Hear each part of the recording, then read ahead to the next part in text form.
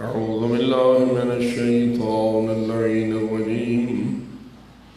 بسم الله الرحمن الرحيم.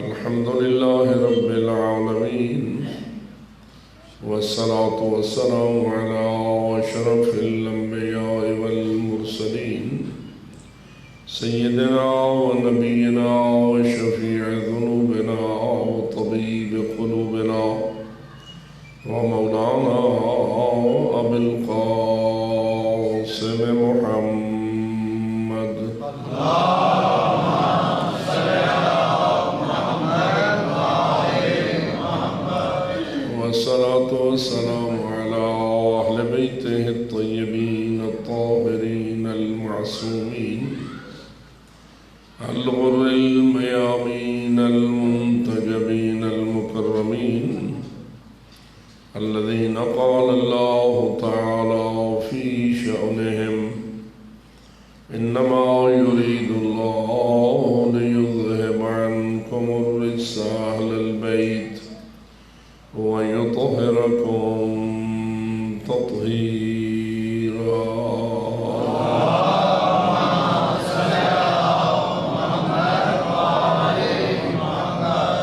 ورحمة الله على أحبابهم وأصحابهم وشيعتهم ومواليهم أجمعين، ولعنة الله على أعدائهم وقاتليهم وظالميهم ملعونين من يوم ظلمهم إلى أبد الآبدين. أما بعد، فقال الله تبارك وتعالى في كتابه المبين وخطابه المتين: بسم الله الرحمن الرحيم. قل لا أسألكم عليه أجرا إلا المودة في القربى.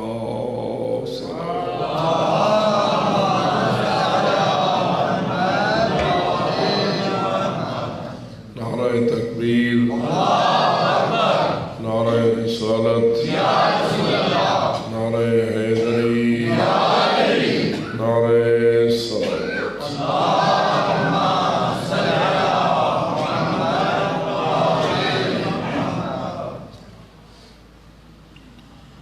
شکر ہے اس رب العالمین کا جس نے ہم سب کو مودت فی القربہ کی نعمت سے سرفراز فرمایا.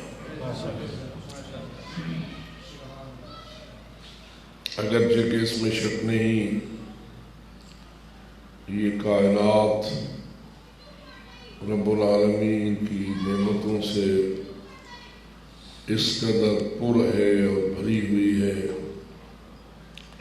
کہ وہ خود قرآن مجید میں ارشاد فرماتا ہے: ان تعدوا نعمت اللہ لا تحصوها. اگر تم اللہ کی نعمتوں کو گننا چاہو تو تمہارے بس سے باہر ہے کہ تم اس کی نعمتوں کی گنتی کر سکو.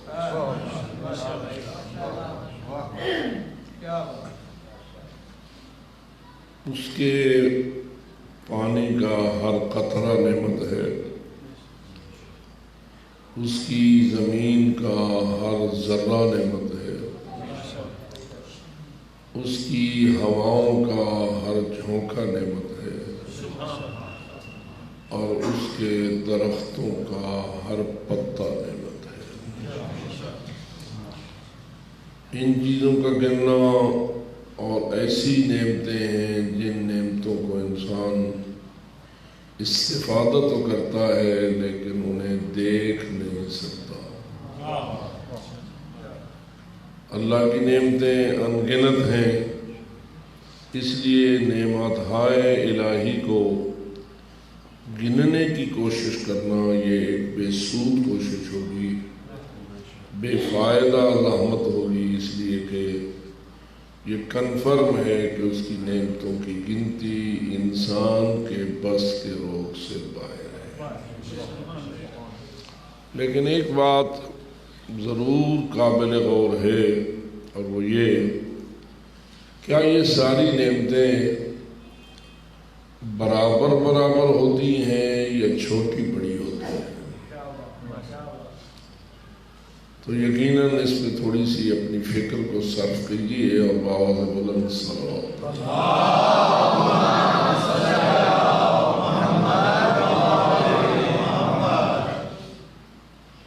میں نے پہلے بھی شاید عرض کیا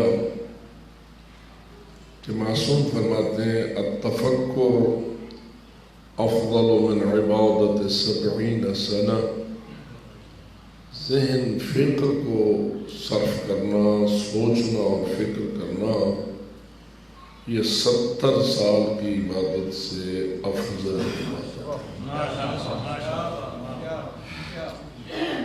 اللہ نے انسان کو پیدا ہی عبادت کے لیے کیا ہے۔ فرماتا ہے وَمَا خَلَقْتُ الْجِنَّ وَالْإِنسَ إِلَّا لِيَعْبُدُونَ، میں نے جنات اور انسانوں کو فقط اور فقط اپنی عبادت کے لیے پیدا کیا ہے۔ تو ہمیں عبادات میں لطف آنا چاہیے، عبادات میں مزہ آنا چاہیے، اور پھر وہ اتنا کریم ہے کہ تھوڑی محنت کی زیادہ اجرت دینے سے محبت رکھتا ہے۔ اور کریم ہوتا ہی وہ ہے، وہ تو کنجوس ہوتا ہے نا جو محنت زیادہ کروانے سے محبت رکھتا ہو اور اجرت کم دینے سے محبت رکھتا ہو۔ اور ایسا وہ شخص کرتا ہے جس کا خزانہ محدود ہوتا ہے، اور اللہ کا خزانہ محدود ہے یا لامحدود ہے؟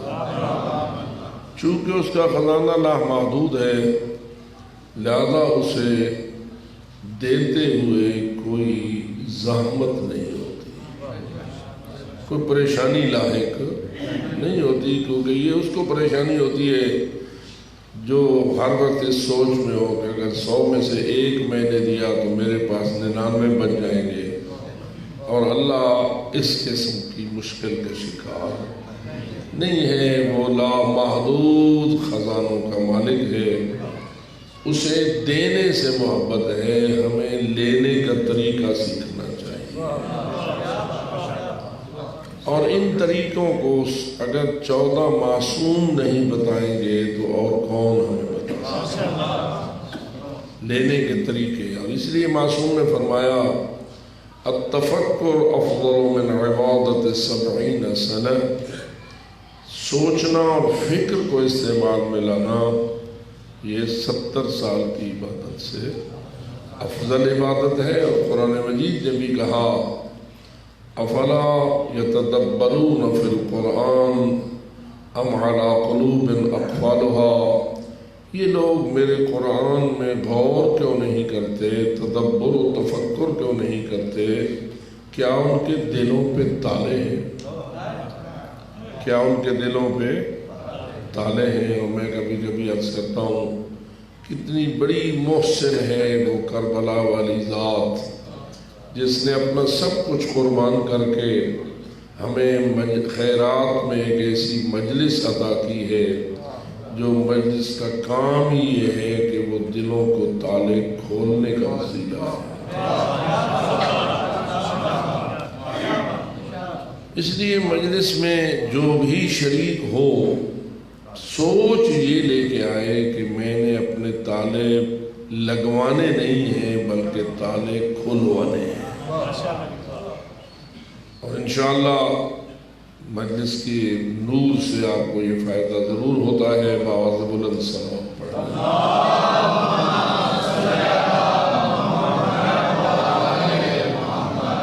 لیکن ان تالوں کو کھولنے والی چابی قرآن نے کیا بیان کی ہے؟ وہ کسی لوہے، تانبے یا سونے کی چابی نہیں ہے، بلکہ وہ ہے جو قرآن میں صحیح فکر کرتا جائے گا اس کے تالے کھلتے چلے جائیں۔ پھر قرآن میں فکر کرنے کے 2 طریقے ہیں، ایک ہے قرآن ناطق کی تعلیمات کے سائے تلے قرآن میں سوچنا، اور ایک ہے ایسے پیروں کے سائے تلے جن کو خود بھی قرآن سمجھ نہیں آتا ہے، اور واضح سی بات ہے جو بیچارے 40 سال تک ایک صورت یاد ہی نہ کر سکیں وہ کسی مرید کے ذہن کے تالے کیسے کھول سکتے ہیں؟ تو ہم اللہ کا شکر ادا کریں کہ خالق نے ہمیں ان ہستیوں سے محبت کرنے کا حکم دیا ہے کہ جن کی مثل اور کوئی نہ ہے اور نہ تھا اور نہ ہوگا، بلکہ اللہ نے قسم کھا دی ہے کہ ان 14 کے برابر نہ میں نے کسی کو بنایا ہے اور نہ بناؤں گا۔ آواز بلند صلوات۔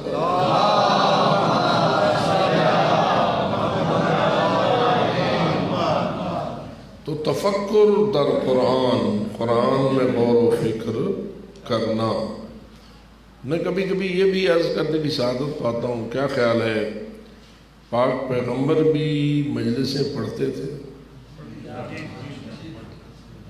جی، اس زمانے میں بھی مجلسیں ہوتی تھیں؟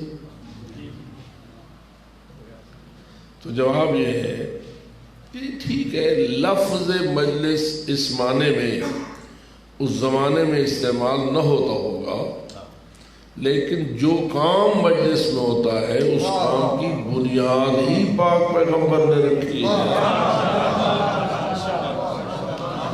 مجلس میں جو فریضہ انجام دیا جاتا ہے اس کام کی بنیاد اور آغاز ہی کس نے کیا ہے؟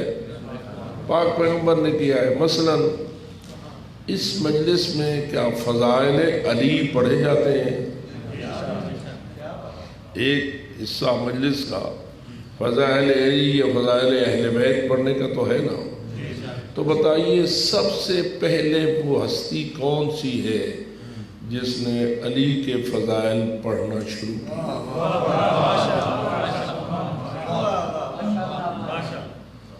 بلکہ میں کہا کرتا ہوں کہ اگر فضائل صحیح پڑھے ہیں تو خود رسول اکرم نے، اس لیے کہ کوئی اور ذات اتنی اونچی ہے جو علی کو اتنا سمجھ سکے جتنا مصطفیٰ نے سمجھا ہے۔ جی، علی کی عظمت کو سمجھنا کوئی خالہ جی کا گھر نہیں ہے، ہر کوئی اپنے اپنے ذوق کے مطابق علی کو سمجھتا ہے، اور جتنا علی حیدر کرار کو پیغمبر اکرم سمجھتے ہیں کائنات میں کوئی نہیں جو رسول اکرم کے برابر علی کو سمجھے۔ اسی لیے جب وہ علی کے بارے میں بیان کرتے ہیں تو ان کے بیانات میں نقص ہوتا ہے، ان کے بیانات میں جھول ہوتی ہے، ان کے بیانات میں کمزوری ہوتی ہے، لیکن جب رسول اکرم بولتے ہیں تو سادہ مختصر الفاظ میں بہت بڑی فضیلت کو بیان کرتے ہیں۔ مثلا کتنے سادہ الفاظ ہیں، القرآن مع علی وعلی مع القرآن۔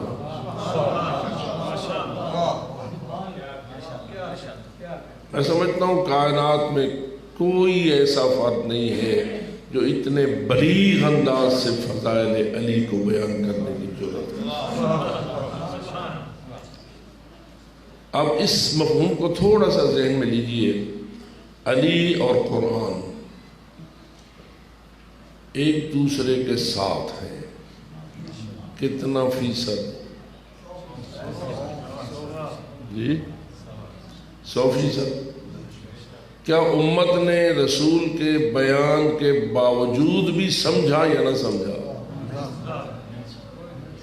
پیغمبر اکرم نے تو بیان کر دیا، آپ نے تو 1400 سال بعد بھی یہ کہہ دیا کہ 100%، لیکن ذرا جو سامنے بیٹھے تھے، جو رسول اکرم کے سامنے بیٹھے تھے، ان کے بارے میں سوچئے اور دیکھیے انہوں نے کتنے فیصد ایک دوسرے کے ساتھ علی اور قرآن کو مانا۔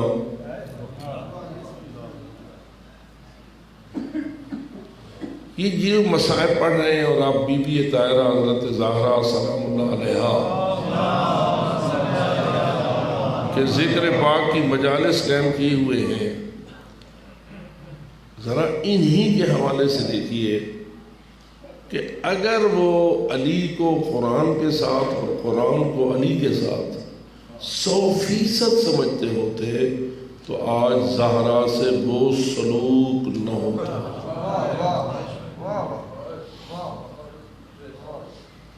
مثلا رسول اکرم کے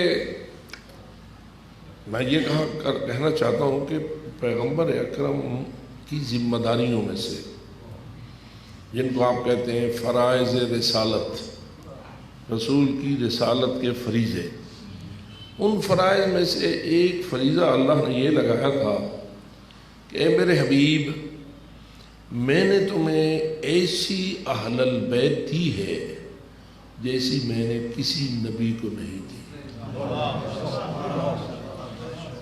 کسی پیغمبر کو میں نے ایسی اہل البیت نہیں دی۔ خاندان ہر نبی کا تھا، اور ہمارا ایمان ہے کہ ہر نبی نبوت کسی چھوٹے خاندان کے فرد میں آتی ہی نہیں۔ اللہ نے ہمیشہ اس دستور پر عمل کیا ہے کہ نبوت اسی فرد کو دی ہے جس کا خاندان ہی خاندانوں میں اونچا تھا۔ ایک خاندانی طبقہ بندی ہوتی ہے، خاندان کا مقام ہوتا ہے، تو اللہ نے نبی ہمیشہ چھوٹی قومیں اور چھوٹے خاندانوں میں سے نہیں بنائے۔ جو خاندانوں میں سے کم عزت قسم کے خاندان سمجھے جاتے ہوں عرفی طور پر بھی، ان میں اللہ نے کسی نبی کو بھیجنا پسند نہیں فرمایا۔ ہر نبی اونچے خاندان سے آیا ہے اور ہر نبی کا اپنا ایک خانوادہ ہے۔ لیکن ذرا غور کیجئے، حضرت ابراہیم خلیل اللہ ایک ایسے خاندان میں ہے کہ جن کی دونوں بیویاں باعزت ہیں، جن کے دونوں بیٹے نبی ہیں، ٹھیک ہے خاندان حضرت ابراہیم کا بڑا عظمت والا، اور حضرت عیسیٰ ان کا خاندان بھی بڑا عظیم ہے۔ حضرت عیسیٰ کی ماں کے تذکروں سے قرآن بڑھا ہوا ہے، ان کے والد کے تذکرے سے بھی، یعنی حضرت مریم کی والد کے تذکرے سے بھی قرآن بڑھا ہوا ہے۔ حضرت موسیٰ علیہ السلام کا تذکرہ کیجئے، کیسی تھی حضرت موسیٰ کی ماں؟ اللہ فرماتا ہے وَأَوْحَيْنَا إِلَىٰ أُمِّ مُوسَىٰ، ہم نے موسیٰ کی ماں کو وحی کی۔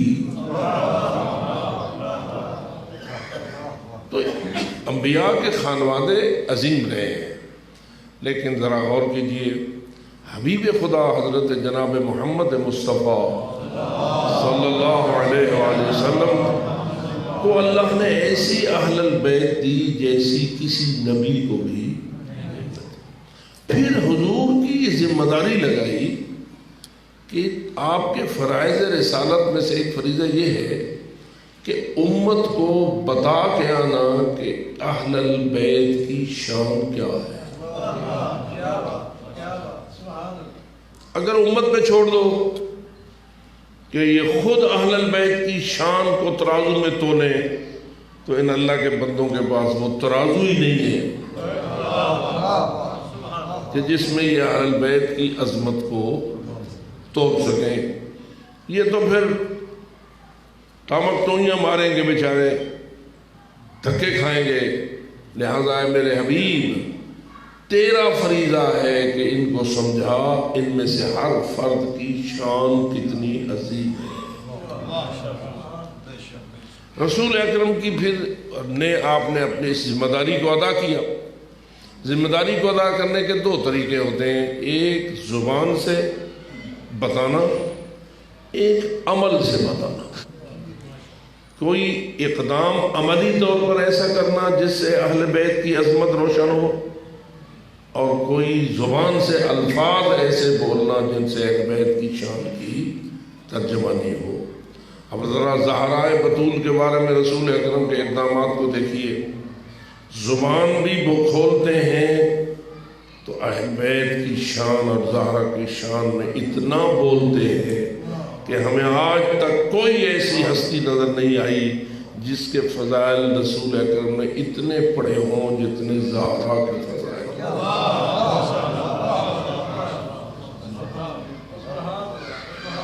اور پھر فقط زبانی نہیں، عملاً ایسے اقدامات کیے، مثلاً اپنی دختر کے احترام میں کھڑا ہونا۔ یہ کوئی احترام کا طریقہ ہے؟ یعنی آپ یہاں کسی کے لیے کسی کے سامنے کھڑا ہونا یہ احترام کا ایک طریقہ ہے یا نہیں؟ کوئی آپ کا بزرگ آئے، کوئی آپ کا استاد آئے، کوئی آپ کا والد صاحب آئے، کوئی بھی باعزت ہستی جس کی آپ کے قلب میں عزت و احترام ہو، وہ آئے تو آپ کیا کرتے ہیں؟ کھڑے ہو جاتے ہیں۔ لیکن یہ کھڑا ہونا اس کے لیے ہے جس کو ہم اپنے سے بزرگ تر اور اپنے سے زیادہ باعزت تر سمجھتے ہیں۔ لیکن میں حیران ہوں، رسول اکرم احترام کرنے میں کھڑے ہو جاتے ہیں اپنی بیٹی کے لیے۔ مثلا آپ سارے مسلمان ہیں اور سنت رسول پر ایمان رکھتے ہیں، یہ فقط اہل سنت ایمان رکھتے ہیں یا آپ بھی ایمان رکھتے ہیں؟ یہ مصیبت ہوتی ہے، بسا اوقات ایک لفظ دوسری طرف چلا جاتا ہے، حالانکہ کیا ہم اہل سنت ہیں یا نہیں ہیں؟ یعنی ہم سنت رسول کو مانتے ہیں یا نہیں مانتے ہیں؟ جو مانتا ہے باواز بلند صلوات۔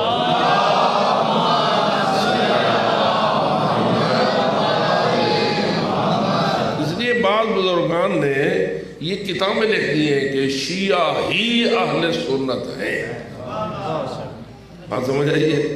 اس پہ پھر اپنے طور پر جا کے غور کرنا کہ فقط پروپیگنڈے نہیں ہوتے، عمل بتاتا ہے کہ اہل سنت کون ہے۔ لیکن میں آپ سے جو سوال کر رہا تھا وہ یہ ہے، کیا آپ کے ہاں اسلامی طور پر، اخلاقی طور پر یہ سنت رائج ہے کہ آپ کی بیٹی آپ سے ملنے کے لیے آئے تو آپ اس کے احترام کے لیے کھڑے ہو جائیں گے؟ جی یہ طریقہ کوئی ہم مسلمانوں میں رائج ہے؟ چلو آپ کے گجرات میں رائج نہیں ہے، پورے پاکستان میں نہیں ہے، پوری دنیا میں، پوری امت مسلمہ میں یہ رائج ہے۔ اب سوال یہ پیدا ہوتا ہے کہ ہم تو اپنی بیٹیوں کے احترام کے لیے کھڑے نہیں ہوتے، کیا رسول اکرم کھڑے ہوتے تھے یا نہیں؟ رسول اکرم کا کھڑا ہونا یہ غلط ہے، جھوٹ ہے یا صحیح ہے؟ قطعی ہے، یقینی ہے، اس میں کوئی شک۔ سارے مسلمان اس بات کو نقل کرتے ہیں کہ پیغمبر اکرم بی بی بطول کے استقبال کے لیے کھڑے ہونے کا انداز بھی عجیب ہوتا تھا۔ یوں ہی بی بی طاہرہ کا سراپا اس حجرے کے دروازے پہ نمودار ہوتا جس میں رسول اکرم تشریف فرما ہوتے، کیونکہ رسول اکرم کی ہر زوجہ کا علیحدہ علیحدہ حجرہ بنایا گیا تھا۔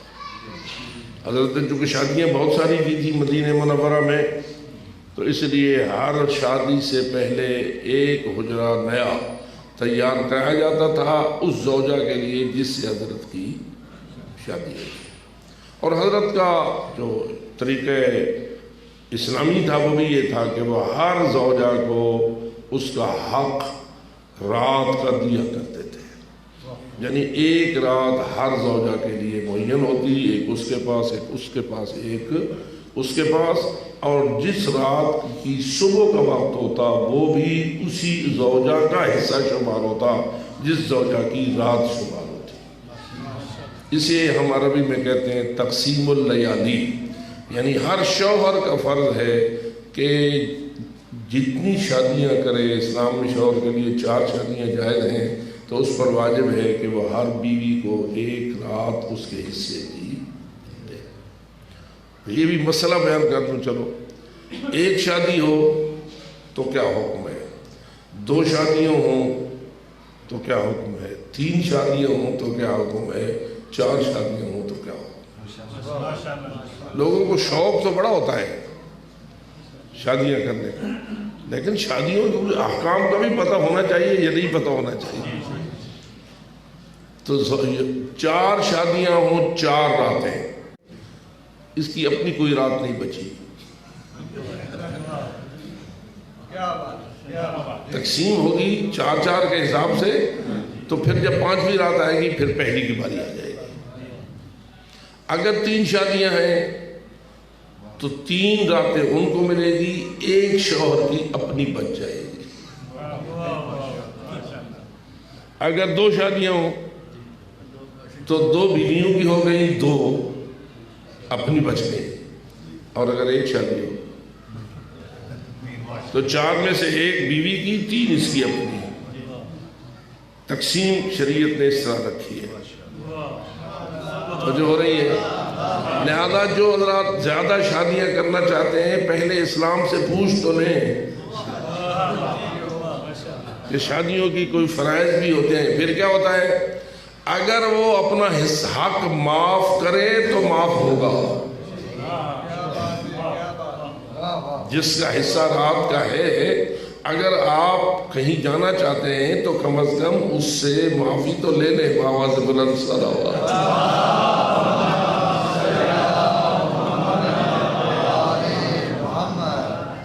اس سے زیادہ بحث میں نہیں جاتا۔ تو رسول اکرم کی سیرت طیبہ کا یہ حصہ تھا کہ حضرت ہر رات اپنی ایک زوجہ کو دیا کرتے تھے اس کا حق، اور جو صبح تھی وہ بھی اسی کے حصے میں شمار ہوتی۔ اب حضرت کسی حجرے میں ہوتے تھے، بی بی طاہرہ جب بھی کبھی اپنے بابا سے ملنے کے لیے آتی تو واضح حضرت نے کسی حجرے میں ہونا تھا۔ جب جاتے تو رسول بی بی کو مسجد میں ملنے تو نہیں جاتی تھی، ملنا کہاں ہے، حضرت کے اپنے گھر میں ہی ملنا ہے۔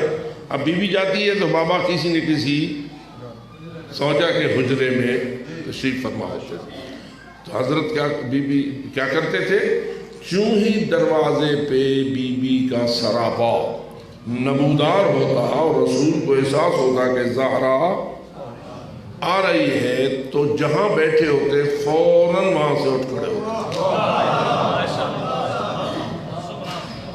کھڑے ہوتے، چند قدم آگے چلتے، چند قدم زہرا کی طرف چلتے، پہنچ کر بی بی کے ہاتھ پکڑتے، بی بی کے ہاتھوں کو بھی بوسہ دیتے، بی بی کی پیشانی کو بھی بوسہ دیتے، اپنی مسند پہ آگے بٹھاتے، اور پھر بی بی سے عموماً یہ جملہ کہتے، زہرا جب میں تیری پیشانی کو بوسہ دیتا ہوں مجھے اس سیب کی خوشبو آتی ہے جو میں نے جنت میں پھل کے طور پر کھایا تھا۔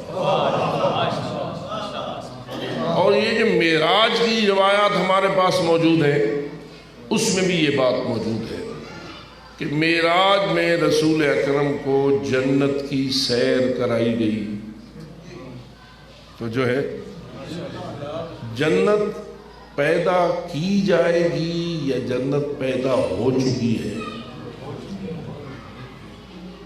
تو جو ہے جنت بنائی جا چکی ہے یا بعد کو بنائی جائے گی۔ آپ کا پروگرام جنت میں جانے کا ہے قیامت کے بعد یا قیامت سے پہلے؟ جی آپ پریشان ہو رہے ہیں کہ قیامت کے بعد جنت پہنچو گے یا قیامت سے پہلے ہی جنت پہنچو گے؟ پہلے پہنچ جاؤ گے تو پل صراط سے کب گزرو گے؟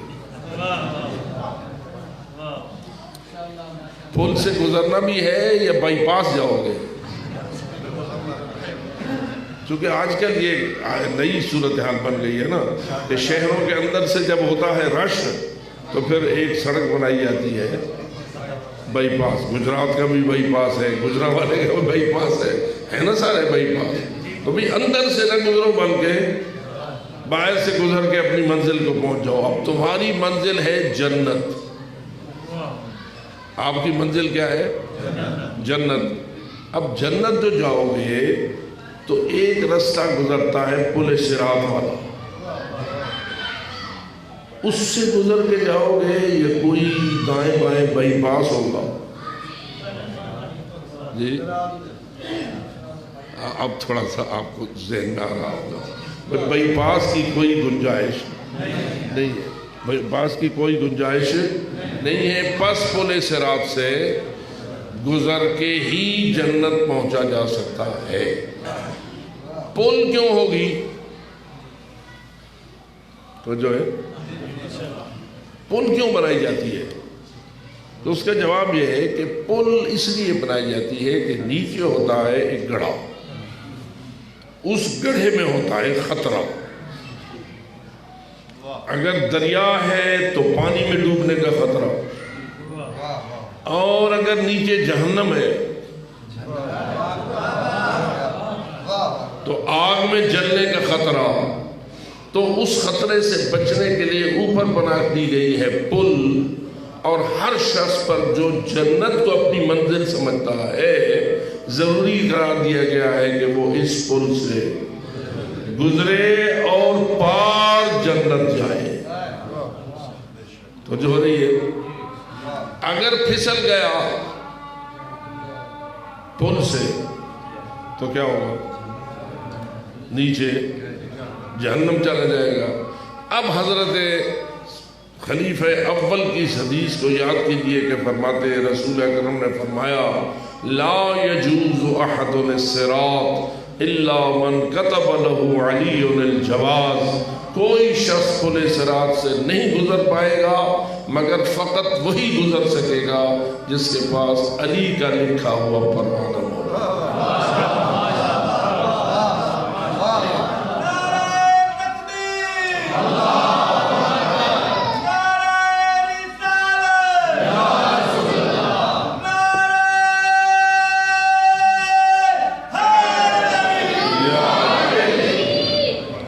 इसका मतलब ये हुआ कि जब तक अली परवाना नहीं देंगे, अली के दस्ते मुबारक का टिकट आपके दस्ते मुबारक में नहीं आएगा, उस वक्त तक आप पुल सिरात से नहीं गुजर पाएंगे।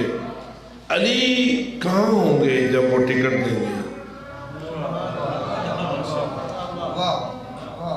थोड़ा सा इंसान अपनी फिक्र को इस्तेमाल करे ना। ये जो टुकड़े टुकड़े किस्म की हदीसें होती हैं, इनको एक जंजीर बनाना पड़ता है, तब जाके हकायक इंसान के सामने रोशन होते हैं। अब मैं यूं कहूं, क्या मौत के बगैर हम जन्नत जा सकते हैं? जी, इसका मतलब ये हुआ कि जो जन्नत को अपनी मंजिल करार देता है उसे मौत से भी गुजरना होगा। बगैर मौत के जाने का इम्कान नहीं है। तो अगर कोई मौत ऐसी हो जो वसीला जन्नत का बने तो उस मौत से डरना चाहिए या उस मौत से मोहब्बत करना चाहिए? क्या ख्याल है आपका? मोहब्बत या डर? अब जरा गौर करो कि बंदे मरना नहीं चाहते, जन्नत जाना चाहते। जबकि ये यकीन है कि बगैर मौत के जन्नत जाने की गुंजाइश ही नहीं है, तो मरना पड़ेगा। अच्छा, एक और बात बताइए, मौला अली के चेहरे की ज़ियारत इबादत है या नहीं? अन-नज़्रु इला वजह अली इब्न अबी तालिब इबादत है ना। रसूल पाक की हदीस कि मौला अली के चेहरे को देखना, ये जितनी ज़िंदगी हम गुजार बैठे हैं, कोई मुझसे बड़े बैठे हैं, कोई मुझसे छोटे बैठे हैं, हम में से किसी ने ये इबादत की है? जी नहीं। दिल चाहता है जी, ये इबादत दिल चाहता है कि नसीब हो। कौन सी इबादत? अन-नज़्रु इला वजह अली इब्न अबी। ये इबादत हमें अगर आज तक नसीब नहीं हुई तो इसमें कोई हमारा कसूर भी है? हमने कोई कसूर किया है जिसकी वजह से हमें ये इबादत नसीब नहीं हुई? हमें अल्लाह ने पैदा खुद ऐसे ज़माने में किया है जिस ज़माने से पहले मौला अली को वापस बुला लिया था। तो जो मैं ख्वाब की बात नहीं कर रहा, ये ज़रा थोड़ा सा वजाहत रहे। एक है ख्वाब में मौला अली की ज़ियारत, एक है ज़ाहिर बज़ाहिर मौला अली की ज़ियारत। ख्वाब में ज़ियारत नसीब हो सकती है, लेकिन मुझे ये कहना पड़ता है ख्वाब में उसे नसीब होती है जिसे वो चाहते हैं।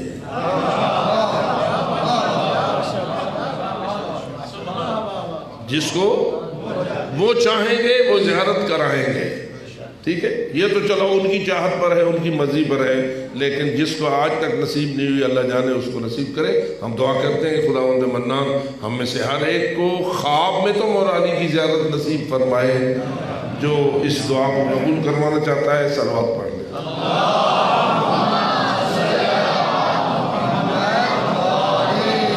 لیکن بات جو رسول اکرم نے کی تھی النظر الی وجہ علی ابن ابی طالب بابا، یہ خواب والی زیارت کی بات تھی یا ظاہر بظاہر زیارت کی بات تھی؟ جی ظاہر بظاہر اب ہمیں تو نصیب ہوئی نہیں، ہونی چاہیے یا نہیں؟ جی ہونی چاہیے، محبت ہے، دل چاہتا ہے، پڑھیے ایک صلوات۔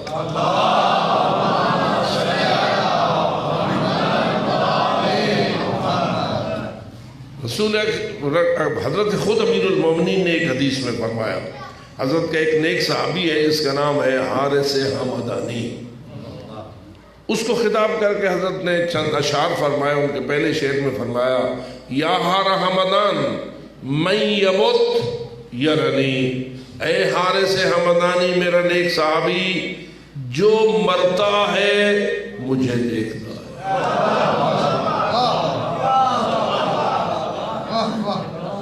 جو پھر دہرائیے جو مرتا ہے وہ مجھے یعنی میرے چہرے کی زیارت کرتا ہے، مجھے دیکھتا ہے۔ اب فرمائیے محبت ہے؟ ابھی جو آپ نے صلوات بھی پڑھی دعائیں بھی مانگی تو مولا کے چہرے کی زیارت سے محبت ہے؟ اگر محبت ہے تو مرنا پڑے گا۔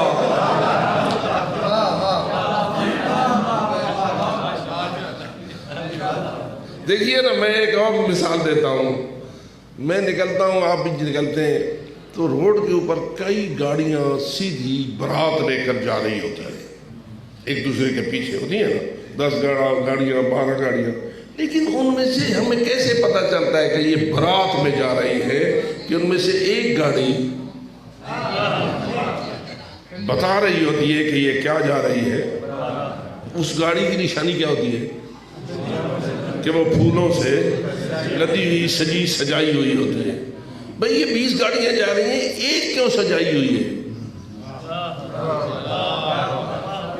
ہیں تو ساری برات کی گاڑیاں، لیکن اس ایک کو کیوں سجایا گیا ہے؟ تو جواب یہ ہے یہ مطلوب تک پہنچانے کا وسیلہ ہے۔ برات ایک مطلوب کو لینے جا رہی ہوتی ہے نا، تو جو مطلوب وہ مقصود ہے اس مقصود تک پہنچنے کا وسیلہ چونکہ یہ گاڑی بن رہی ہے اس لیے اس کو پھولوں سے سجایا جاتا ہے اور اس کو بڑی اہمیت دی جاتی ہے۔ معلوم ہوا جو مطلوب تک پہنچائے، جو مقصود تک پہنچائے، جو منزل تک پہنچائے، اس سے بڑی محبت ہوتی ہے، اسے بڑا سجایا جاتا ہے، اس سے بڑا پیار کیا جاتا ہے۔ اب آپ کی اگر محبت ہے مولا علی کے چہرے کی زیارت سے، اور اس چہرے کی زیارت کا وسیلہ مولا علی فرماتے ہیں کہ میرا اگر کوئی زیارت چاہتا ہے تو اے حارث حمدانی من یمت یرنی، جو مرتا ہے وہ مجھے دیکھتا ہے۔ کیا خیال ہے؟ اب شک ہے یا یقین ہے؟ جی یقین ہے؟ تو پھر موت کے بارے میں کیا خیال ہے؟ یقین ہے یا محبوب ہے؟ میں فقط یقین کی بات نہیں کر رہا، مرنا تو یقینی ہے، یہ تو ہر کوئی مانتا ہے۔ کل بھی میں نے کہا تھا کافر بھی مانتا ہے، مشرک بھی مانتا ہے، منافق بھی مانتا ہے، مومن بھی مانتا ہے کہ موت یقینی ہے، لیکن میں کہہ رہا ہوں موت سے محبت، تو موت سے وہ شخص یقیناً محبت کرے گا جس کی علی کے چہرے سے محبت ہے۔ بلکہ میں ذرا تھوڑی سی اور وضاحت کروں، رسول اکرم نے تو فرما دیا نظر الی وجہ علی ابن ابی طالب عبادہ، علی ولی کے چہرے کو دیکھنا عبادت ہے۔ اب میں ذرا نام لیتا ہوں، ذرا غور کیجئے۔ علی کے چہرے کو سلمان نے دیکھا، علی کے چہرے کو ابو ذر نے دیکھا، علی کے چہرے کو عمار ابن یاسر نے دیکھا، علی کے چہرے کو میثم تمار نے دیکھا، صحیح ہے؟ علی کے چہرے کو ابو جہل نے دیکھا، علی کے چہرے کو ابو لہب نے دیکھا، علی کے چہرے کو مرحب نے دیکھا، علی کے چہرے کو عمرو ابن عبد ود نے دیکھا۔ یہ جو نام میں نے یہ لیے ہیں یہ بھی یقینی ہے یہ شک ہے؟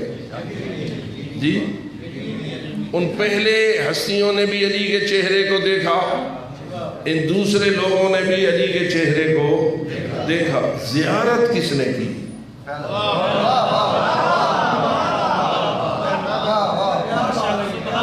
یہ سب زیارت والے نہیں، زیارت سلمان، ابو ذر، عمار، میثم تمار، ان لوگوں کا علی کے چہرے کو دیکھنا زیارت۔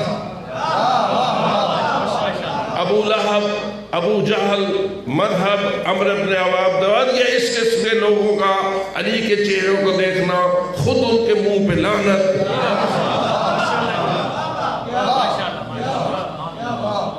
ایسا ہے؟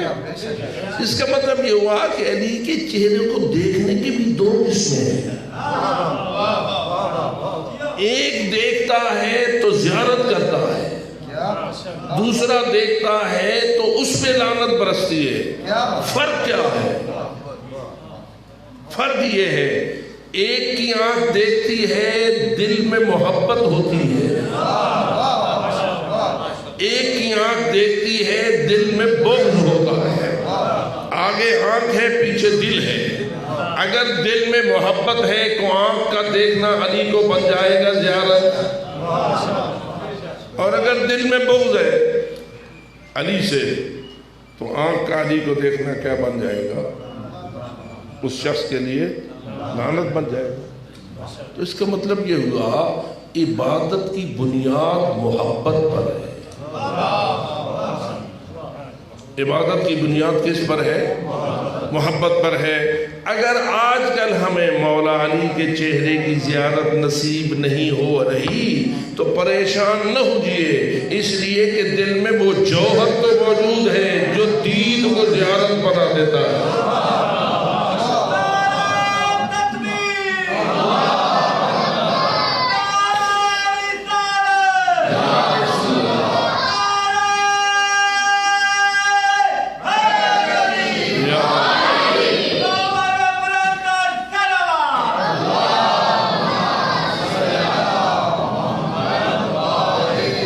اس لیے رسول اکرم نے جہاں فرمایا تھا النظر الی وجہ علی ابن ابی طالب عبادہ، وہاں یہ بھی فرما دیا تھا کہ حب علی عبادہ، علی ولی سے محبت رکھنا عبادت ہے۔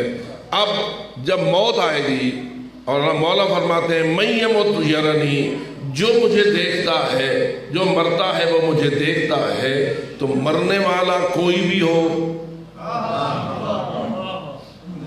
مومن مرے تو کافر مرے تو مشرک مرے تو منافق مرے، ہر کوئی دیکھتا ہے یا فقط مومن دیکھتا ہے؟ کیونکہ رسول امیر المومنین نے یہ نہیں فرمایا کہ فقط جو مجھ سے محبت رکھتے ہیں وہ مجھے دیکھتے ہیں، جو بھی مرتا ہے وہ مجھے دیکھتا ہے۔ اب مرنے والے کے دل میں اگر حب علی ہے تو اس کا دیکھنا بن گیا زیارت، اسے علی نظر آتا ہے تو علی کو دیکھنا مومن کے لیے کیا بن گیا؟ زیارت اور عبادت۔ اور جو دوسرے مرتے ہیں، مرتے تو وہ بھی ہیں، منافق ہیں، مومن کافر ہیں، مشرک ہیں، کوئی بلا بھی ہیں، مرتے تو ہیں نا، وہ بھی علی کو دیکھتے ہیں یا نہیں؟ اب ذرا غور کیجئے، علی اس عالم برزخ و آخرت میں اپنی شان کے ساتھ نظر آتے ہیں یا شان کے بغیر نظر آتے ہیں؟ علی کی جو عظمت اللہ نے بنائی ہے، جو شان ہے ان کی، جب آپ کو بوقت موت علی نظر آئیں گے تو پوری شان اور عظمت کے ساتھ نظر آئیں گے یا بغیر خالی کھولی نظر آئیں گے؟ مثلا ملک الموت بھی نظر آئے گا؟ بولیے، کچھ تھوڑا تھوڑا موت کے بارے میں بھی تفصیلی جائزہ لے لیجیے. آنی ضرور ہے, ڈرنے سے بچ نہیں جائیں گے ہم. ہائے ہائے کرتے رہیں گے تو یہ نہیں ہے کہ موت سے بچ جائیں گے. تو موت سے بھاگنا نہیں چاہیے, موت کے لیے تیاری چاہیے. قُلْ إِنَّ الْمَوْتَ الَّذِي تَفِرُّونَ مِنْهُ فَإِنَّهُ مُلَاقِيكُمْ. اے میرے حبیب ان کو بتا دو, اس موت جس سے تم بھاگتے رہتے ہو, بھاگنا کوئی فائدہ نہیں دے گا, اس لیے کہ موت بالآخر تمہیں اپنی جکڑ میں لے لے گی. وَلَوْ كُنْتُمْ فِي بُرُوجٍ مُشَيَّدَةٍ, اگر تم مضبوط قلعوں میں بھی گھس جاؤ تو بھی موت سے بچنا ممکن.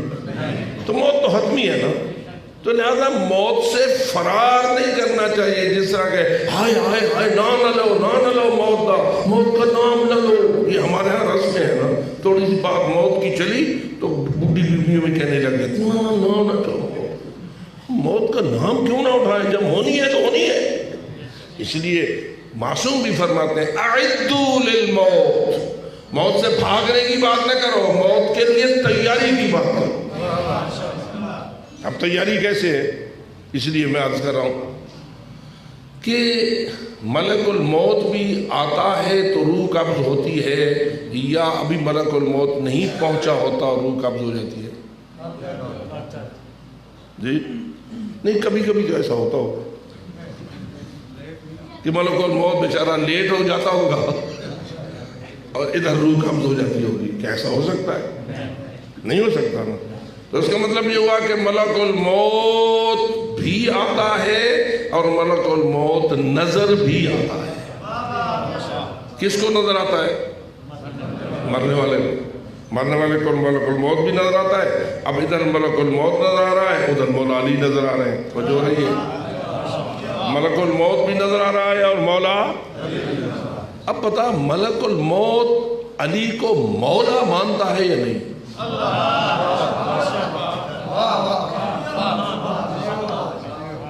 اکیلے ہم اپنے مقام پر بیٹھے ہوئے بھی ہم مولا مانتے ہیں. اور بابا تم مولا بعد میں مانتے ہو, ملائکہ پہلے مانتے ہیں.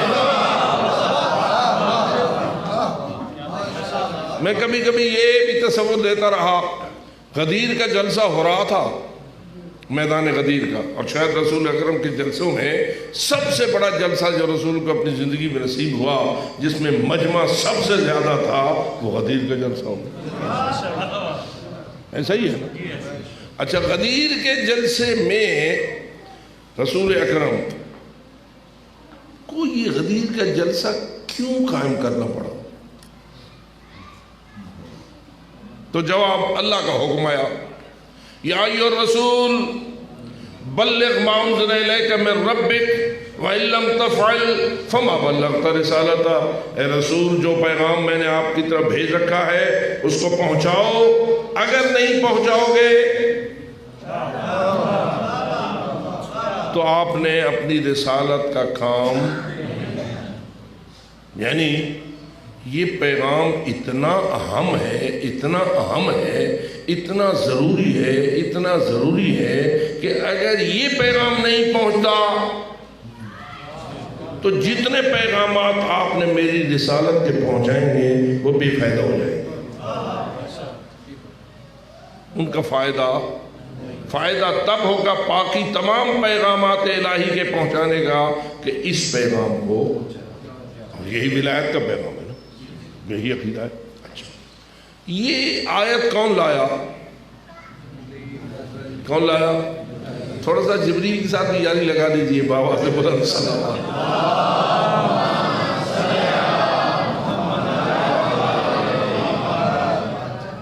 جبریل لایا. اب اس آیت میں جو انداز بیان اللہ نے اپنایا وہ کسی اور آیت میں نہیں اپنایا. 6666 آیتیں بیان کی جاتی ہیں قرآن مجید کی, تو اس میں کہیں بھی رسول اکرم کو اس انداز سے خطاب نہیں کیا گیا جس انداز سے اس آیت میں کیا گیا. ہاں, یہ بات ضرور میں وضاحت کرنا چاہوں گا, رسول اکرم کے بارے میں آپ کا اور میرا عقیدہ کیا ہے کہ اللہ کے کسی پیغام کو پہنچانے میں رسول سستی کر سکتا ہے؟ جی کوتاہی کر سکتا ہے؟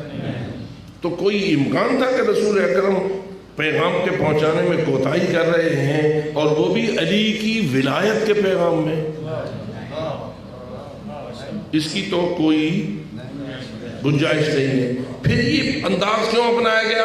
تو واضح انداز اس لیے اپنایا گیا، رسول سے کسی کوتاہی کی امید نہ تھی، اس لیے اپنایا گیا تاکہ امت کو قیامت تک یاد رہے کہ اس پیغام کی اہمیت کتنی ہے، اس پیغام کی یعنی اعلان ولایت کی اہمیت کتنی ہے۔ اگلی وجہ ہے کہ اگر ولایت نہیں تو کچھ بھی نہیں۔ وہ رسول اکرم کی حدیث آپ کے سامنے ہے کہ اگر کوئی شخص حضرت نوح سے لمبی عمر پائے، ہر رات نماز میں گزارے، ہر دن روزے سے گزارے، ہر سال پیدل حج کرے، کوہ احد جتنا سونا اللہ کے نام پہ تقسیم کر دے، اور آخر میں صفا و مروہ کے درمیان بے جرم و خطا قتل ہو جائے، رسول اکرم نے فرمایا ان لم یعالک یا علی لم یشم رائحۃ الجنہ، ایسا شخص بھی اگر تیری ولایت نہیں رکھتا تو جنت کی خوشبو بھی نہیں سن سکتا۔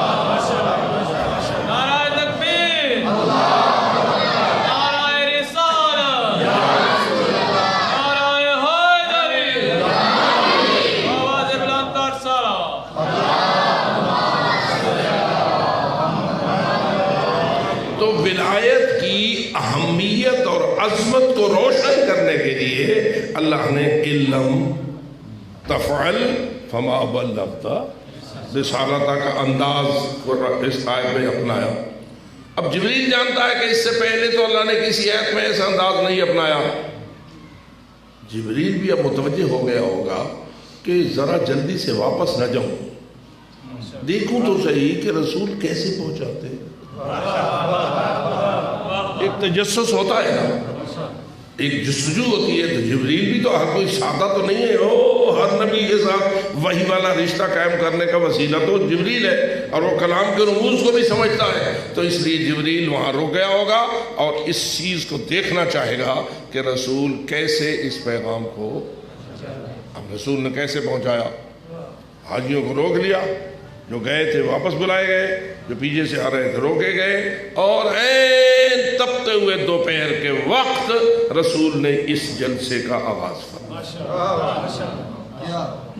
پہلوانوں کو ممبر سجایا، خود ممبر پہ تشریف لائے، طویل خطبہ کھڑے ہو کر دیا کہ رسول کا پسینہ ایڑیوں سے بہہ رہا تھا، روایت کے جملے یہ، اور آپ پہنچے پیغام پہنچانے والی منزل پر، گفتگو تمہیدی وغیرہ ساری کرا کے بالآخر اس منزل جسے کہتے ہیں نا ٹیپ کا مصرع، ٹیپ کے مصرے پہ رسول آپ پہنچے۔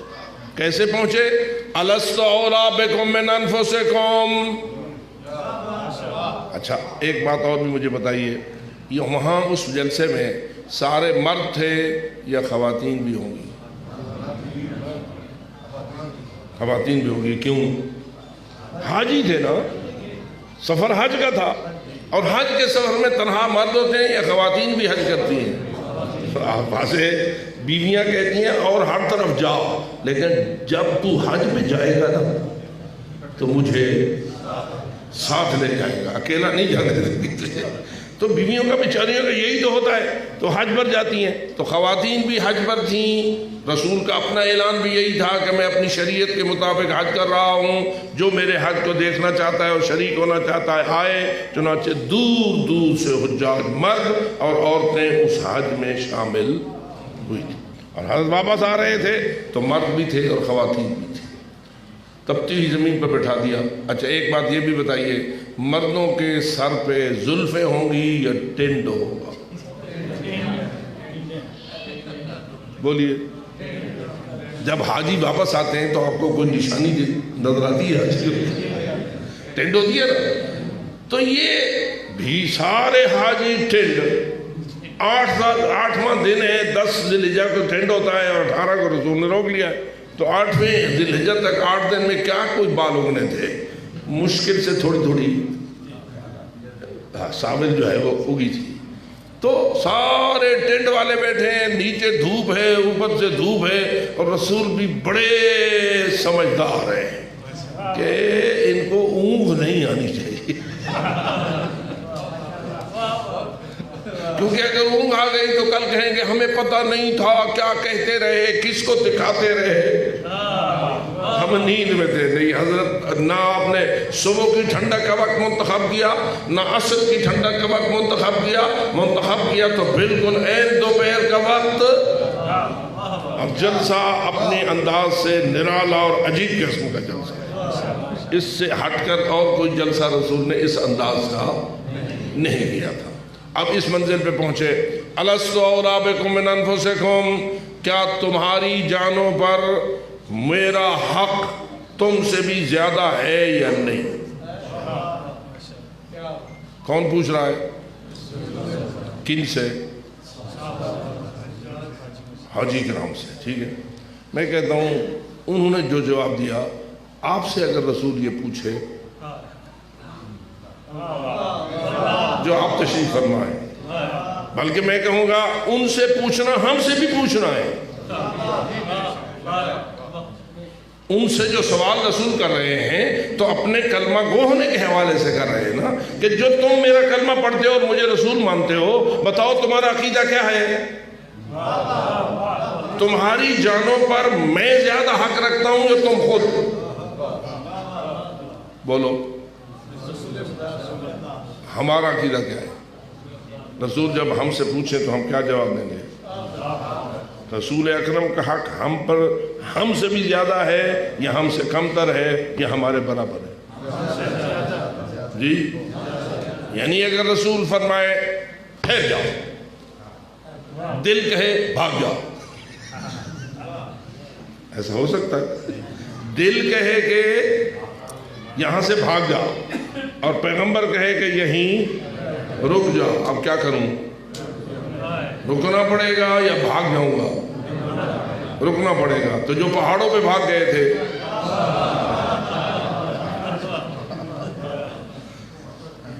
ذرا غور کرو نا، وہ پہاڑوں پہ کیوں گئے تھے؟ وہاں کوئی سونا تقسیم ہو رہا تھا؟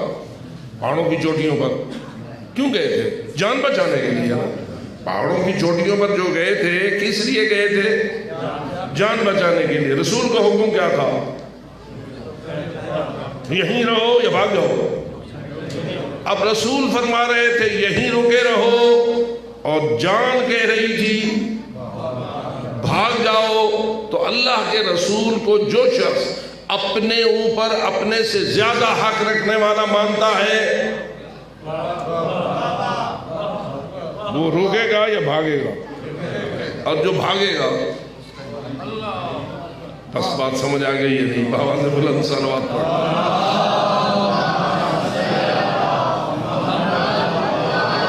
اب رسول اور یہ کوئی ایسی بات نہیں ہے جو فقط غدیر میں رسول نے فرمائی، قرآن کہہ چکا ہے النبی اولیٰ بالمؤمنین من انفسہم، نبی اپنے مومنیوں پر، مومنوں کے اپنے حق سے بھی زیادہ حق رکھنے والا ہے۔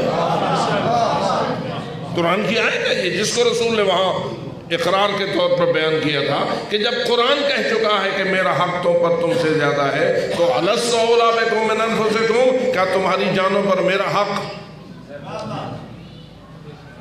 تو ہمارا اقرار ہے یا نہیں؟ اس وقت آج ہمارا بھی اقرار ہے کہ ہماری جان پر ہمارا حق زیادہ ہے یا پیغمبر اکرم کا حق زیادہ ہے؟ اچھا، اگر پیغمبر اکرم کا حق زیادہ ہے تو مرد کے چہرے پر یہ جو بال اگتے ہیں، جسے داڑھی شریف فرماتے ہو، اس پہ حق کس کا زیادہ ہے؟ پاک رسول کا یا اپنا؟ تو پاک رسول نے اجازت دے دیا کہ اس کو چٹ کراؤ۔ پتہ نہیں بات میری سمجھ آئی ہے یا نہیں؟ اگر تو پاک رسول نے تجھے اجازت دے دی ہے کہ اس کو چٹ کراؤ تو کوئی حرج نہیں، لیکن اگر پاک رسول کہتے ہیں میرا حق زیادہ ہے اور میں کہتا ہوں اس کو چٹ نہ کراؤ، اور تو روز چٹ کراتا ہے، تو پھر اس کا مطلب یہ ہوا کہ تو روز رسول کے حکم کی نافرمانی کرتا ہے۔ اقرار کیسے کرتا ہے؟ قابل توجہ ہے، میں تو فقط ابھی چند بالوں کی بات کر رہا ہوں، اور جو رسول کے حکم پر بال نہیں رکھ سکتا وہ سر کیسے رسول کے حکم پر دے گا؟ تو پیغمبر اکرم نے کیا پوچھا؟ الست اولی بکم من انفسکم، کیا تمہاری جانوں پر میرا حق تمہارے حق سے زیادہ ہے یا نہیں؟ تو قالوا بلا یا رسول اللہ۔ حدیث غدیر کا بیان ہے کہ سب نے ہاتھ کھڑے کیے، مردوں عورتوں نے، اور یہ کہا کہ یہاں یا رسول اللہ ہم اقرار کرتے ہیں کہ آپ کا حق ہم پر ہم سے بھی زیادہ ہے۔ اب میں پوچھتا ہوں جبریل کھڑا تھا یا نہیں؟ جبریل ابھی گیا تو نہیں ہوگا نا، کھڑا ہے۔ جبریل تو جواب دے،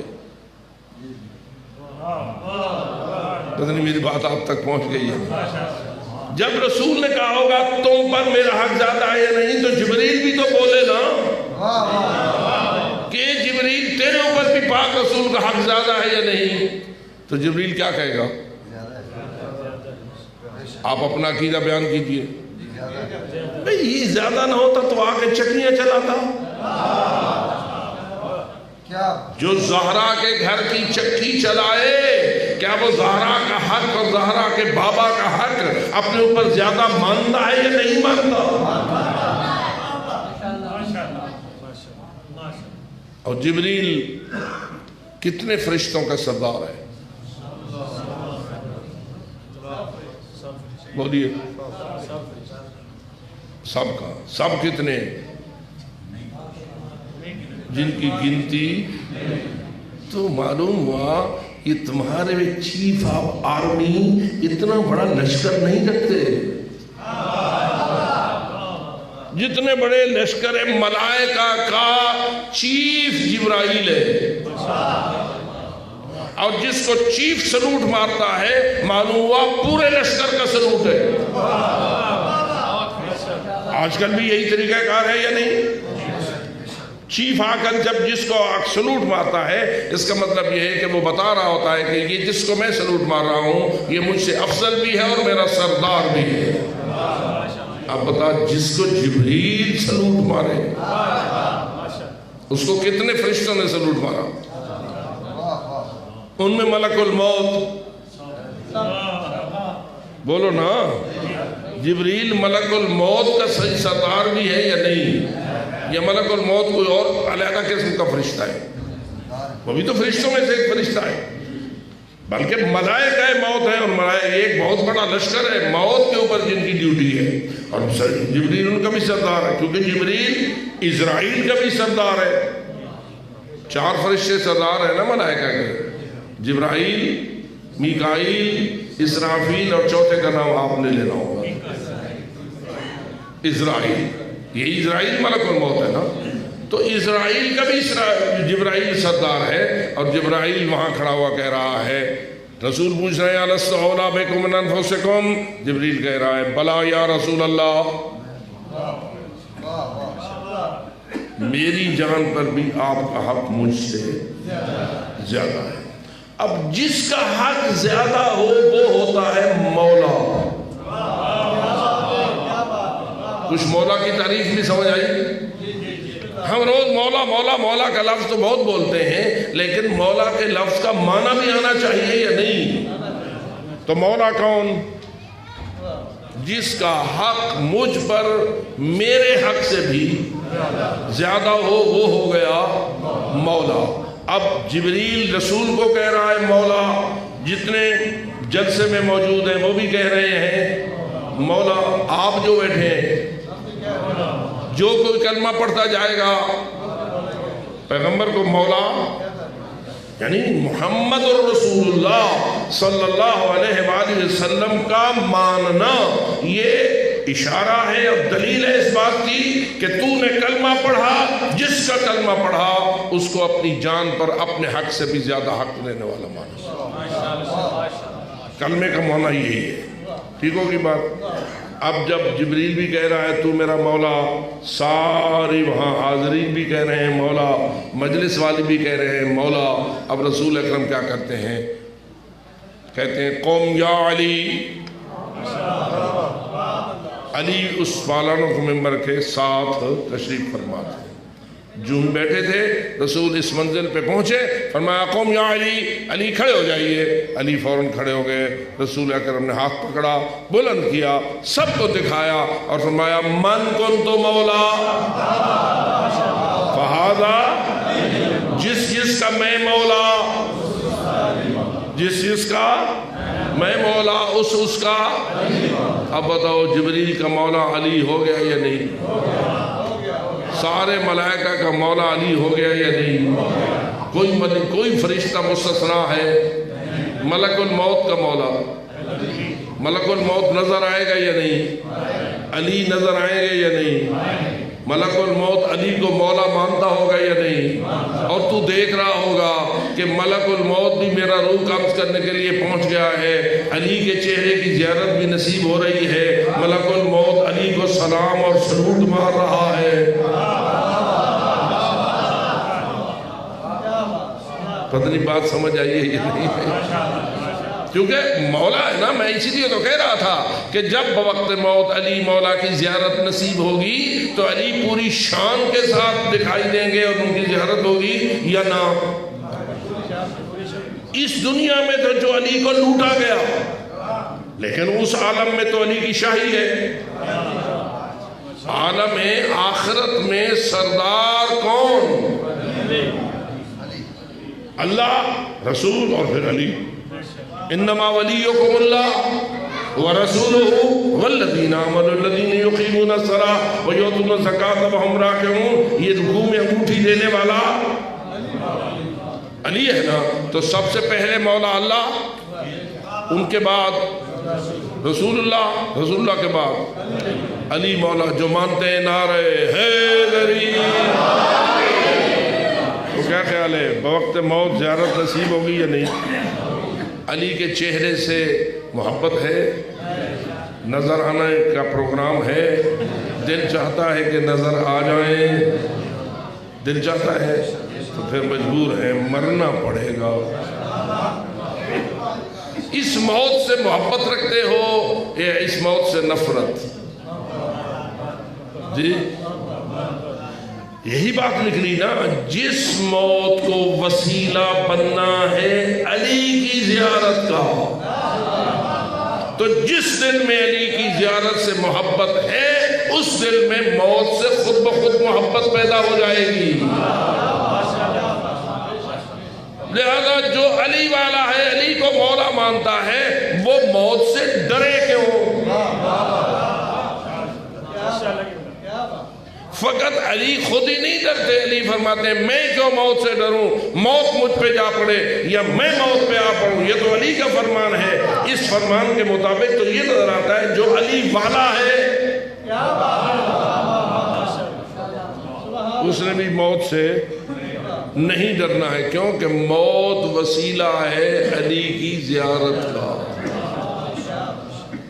آپ نجف اشرف زیارت کے لیے جاتے ہیں، اللہ آپ کو نصیب کرے، لیکن آپ علی کے چہرے کی زیارت کرتے ہیں یا علی کی زری کی زیارت؟ جی زری کی۔ اور بھی کسی معصوم کے مزار پہ جاتے ہیں تو کیا ہوتا ہے؟ زری کی، روزے کی، اسی کی زیارت نصیب ہوتی ہے نا۔ معصوم کی اپنے چہرے کی زیارت تو نصیب نہیں ہوتی، لیکن جو ہی زری کی زیارت سے آپ شرف یاب ہوتے ہیں تو چہرے معصوم کی زیارت کا شوق تو بڑھ جاتا ہے، بڑھ جاتا ہے۔ تو اللہ فرماتا ہے پریشان نہ ہوئیے، میں نے نظام بنا رکھا ہے، میں نے نظام چہرے کی زیارت کا بنا رکھا ہے، فقط موت کو قبول فرمائیے۔ میرے خیال میں اب ذرا تھوڑا سا مرنے کو بھی دل چاہتا ہے۔ بابا سے بلند صلوات۔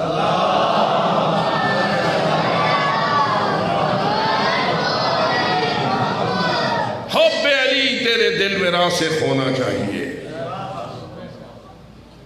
فقط زبان کی نوک سے محب نہ بن، دل کی گہرائی میں حب علی کو راسخ کر، یعنی تیرے دل پہ حب علی کی حکومت ہو۔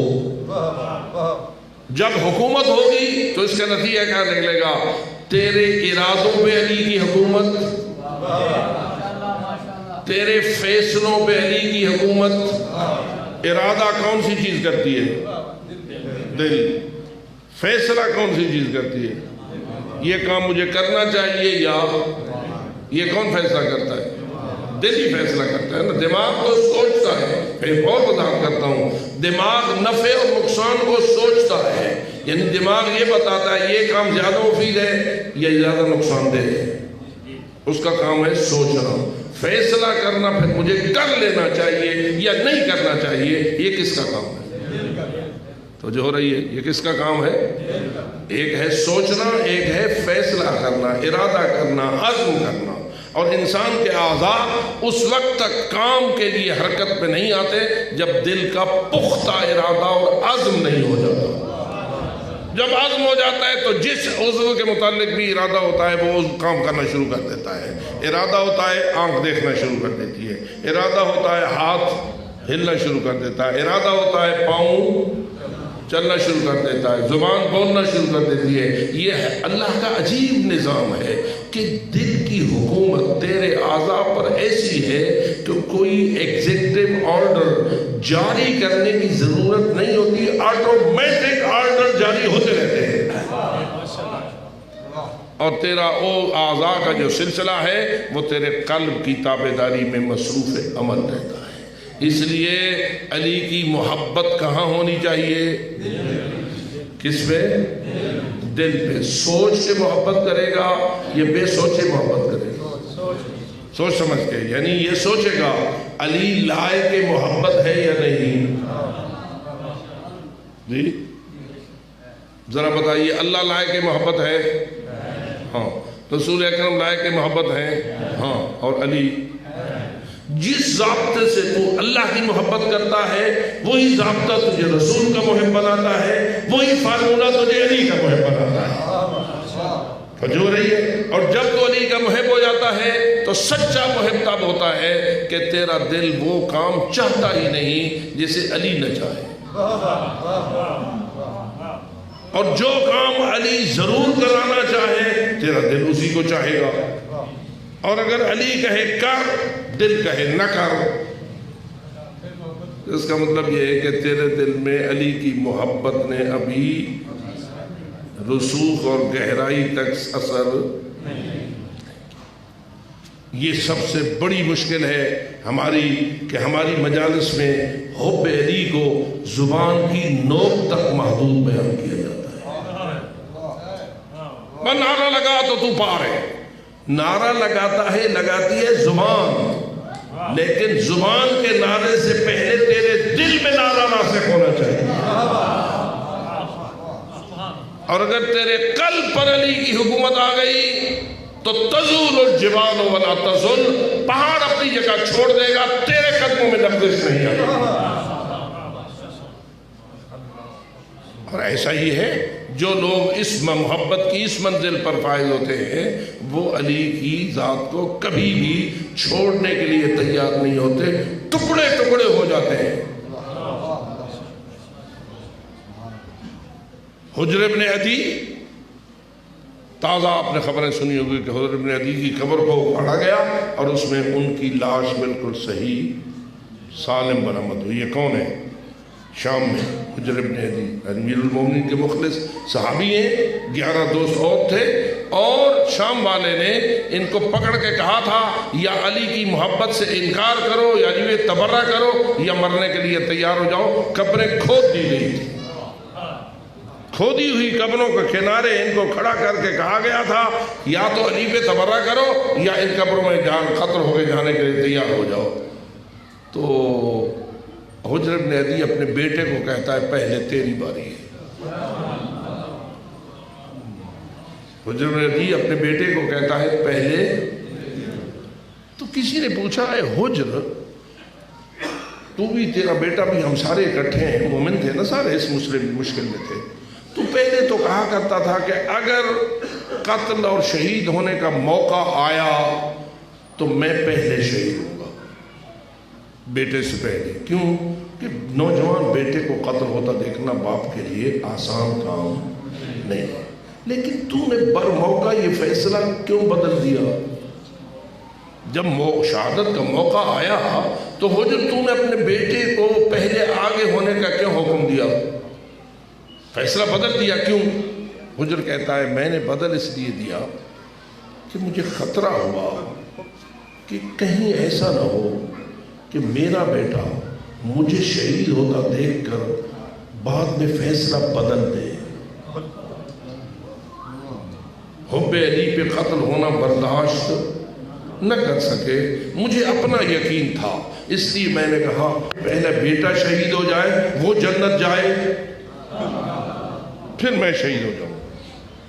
تو جلی آپ نے حب علی والے اس منزل پہ ہوتے ہیں کہ اپنے نوجوانوں کو اپنی آنکھوں کے سامنے پیش کرتے ہیں۔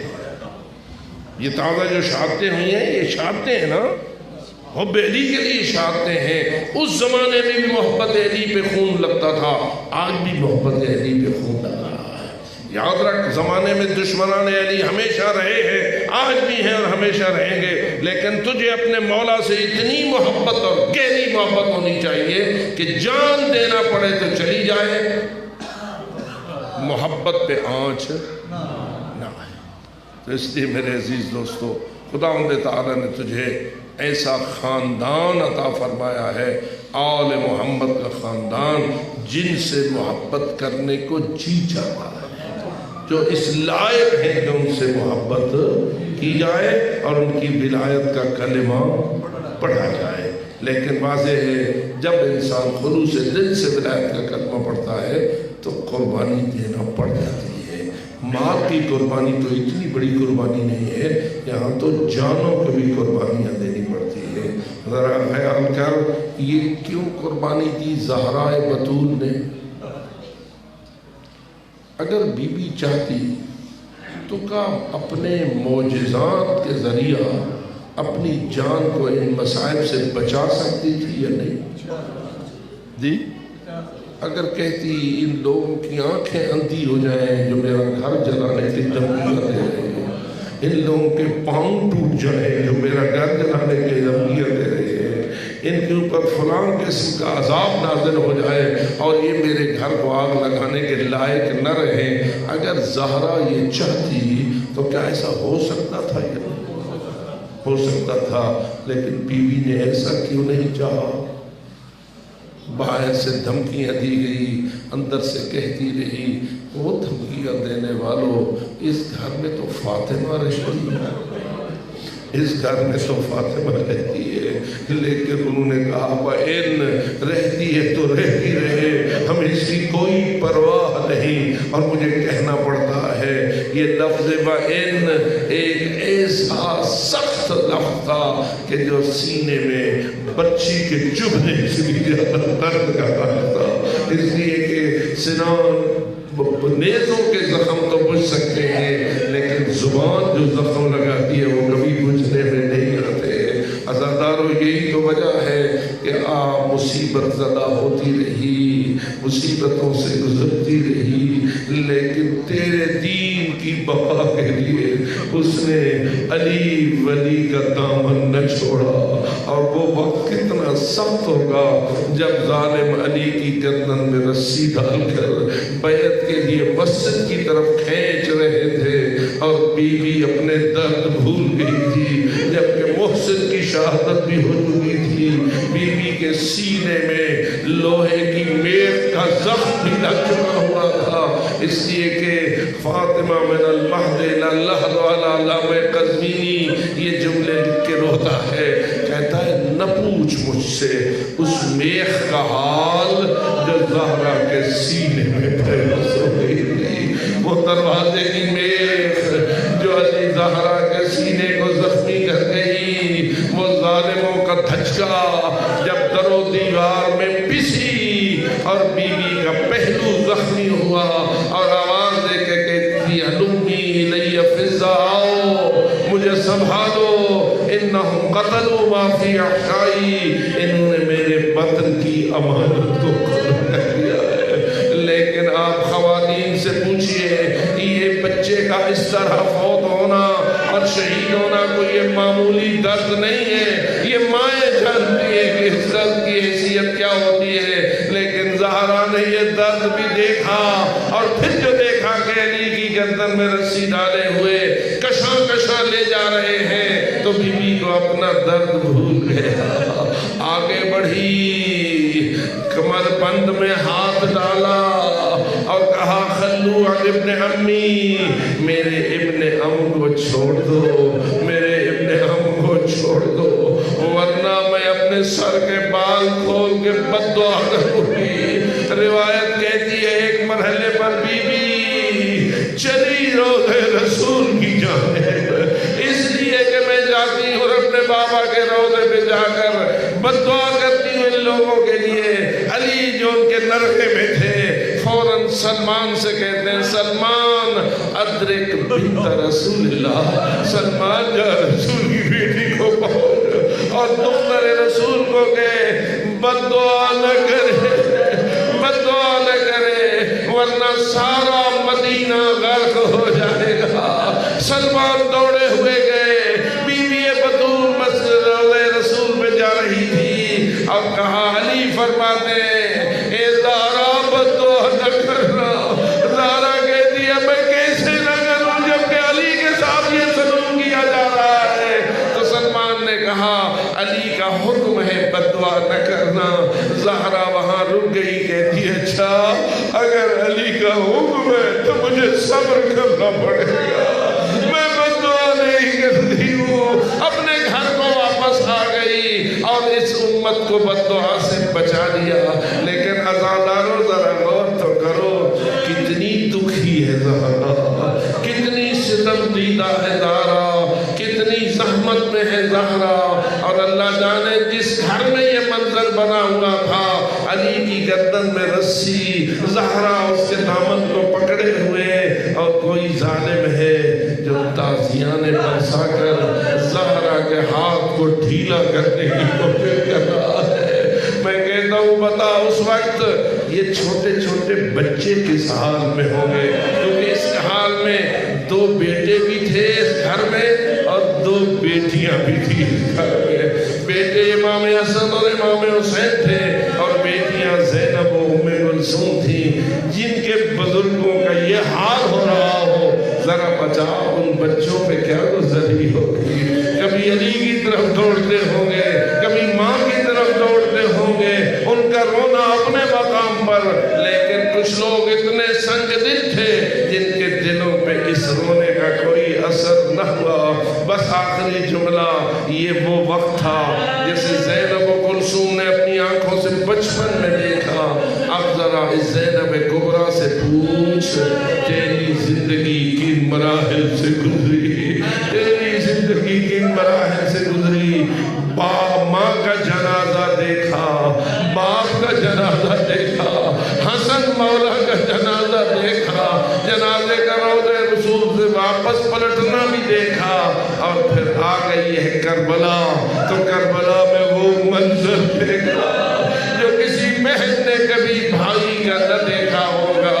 ہے کوئی بہن وہ منظر دیکھے کہ سر کاٹ کے ظالم لے گیا ہے اور جو تن پڑا ہے اس کو گھوڑوں کی ٹاپوں نے ایسا پامال کیا ہے کہ رزو صدرہ و زہرا، سینہ اور پشت دونوں اتنے پیس دیے گئے کہ پتہ نہ چلتا تھا سیدھی جانب کون سی ہے اور الٹی جانب کون سی ہے۔ اور زینب کبریٰ وہاں کھڑی ہوئی کہہ رہی تھی انت اخی حسین، کیا تو ہی میرا بھائی حسین، کیا تو ہی میرا بھائی حسین ہے؟ اور اس منظر سے بھی گزر گئی تو خدا جانے کوفہ کے بازاروں میں کیسے گئی، شام کے درباروں میں کیسے گئی، ابن زیاد کے تخت پر اپنے بھائی حسین کا کٹا ہوا سر کیسے دیکھا، یزید کے تخت پر امام مظلوم کے کٹے ہوئے سر پر یزید ملعون کی شراب کے قطروں کا پھینکنا،